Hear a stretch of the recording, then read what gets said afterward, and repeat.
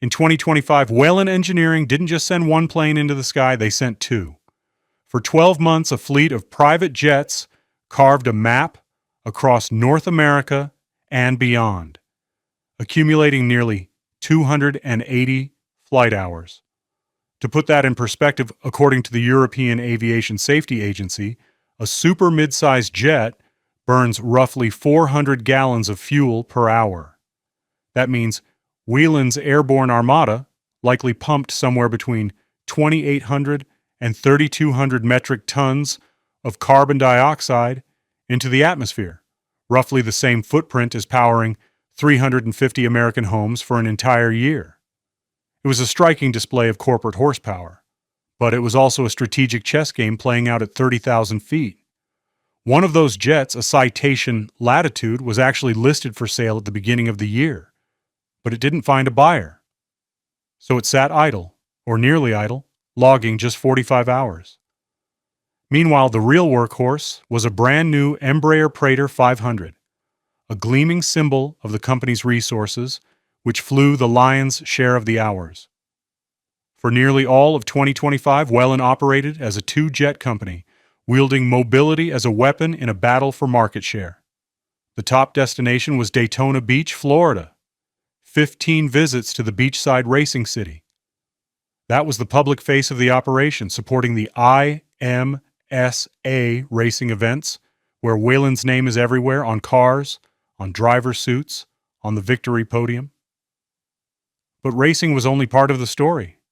There were repeated trips to Appleton, Wisconsin, home of Pierce Manufacturing, the legendary fire truck builder. These weren't joy rides. They were relationship flights designed to keep Whelan front and center in the fire apparatus market. Then there was Detroit, multiple trips to the Motor City with a specific focus on a Ford-owned entity called Troy Design and Manufacturing. The flight logs tell a fascinating tale here. In the fall of 2025, the jets would land near Detroit, potentially picking up members of that Ford subsidiary, and ferry them east to Whelan's facility in Charlestown, New Hampshire. After tours and meetings, the same plane would turn around and deliver them back to Michigan. It was a high-touch, high-cost effort to regain lost ground with one of the industry's important players. But the most intriguing leg of the journey came in March.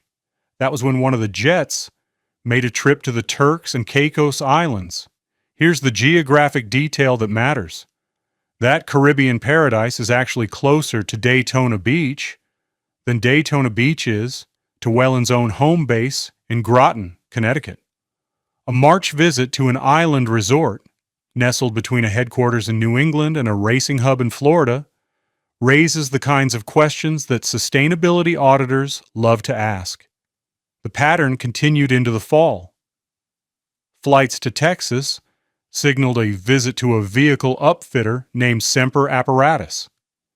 Industry insiders have a term for this kind of trip: jet stroking. It's the art of using the aircraft not just for transportation, but as a tool to impress, to roll out the red carpet to show a partner they matter. And then, in December, the story shifted. The Citation Latitude, the jet that had been for sale nearly all year, finally found a buyer. It was sold to a company called Whiskey River Outdoors, an Arkansas-based firm, for an undisclosed sum. Whalen consolidated down to a single new Praetor 500. On the surface, that might look like consolidation, but a newer jet doesn't necessarily mean a smaller footprint.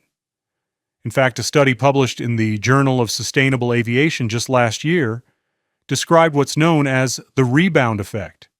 More efficient aircraft often enable longer trips and more frequent flights, leading to no net reduction in emissions. One trip, for example, originated in Windsor, Connecticut, a mere 200 miles from Watkins Glen, New York. 200 miles. A drive of just over 3 hours.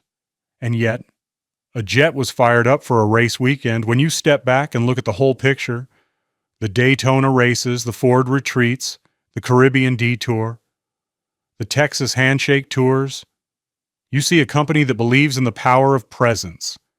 That believes showing up in person in your own plane is how you win and keep business. However, to understand the scale of what Whelen lifted off the runway in 2025, consider the fuel itself. The Praetor 500, flown 240 hours, burned approximately 68,000 gallons of jet fuel.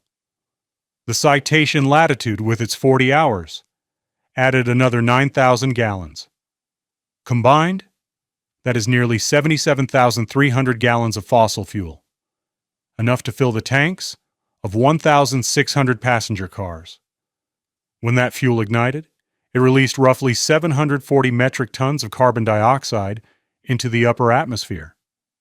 The Environmental Protection Agency's equivalency tools translate that number into something tangible. The annual energy use of 91 American homes. Alternatively, it is the carbon equivalent of driving a passenger vehicle 1.5 million miles, 64 times around the equator. That was the cost of Whelen's airborne strategy in 2025, a year of cultivating partnerships, courting clients, and attending races, all paid for in jet fuel, with a carbon ledger that, under emerging scope, 3 accounting rules, may one land on the balance sheets of the very government agencies they seek to supply.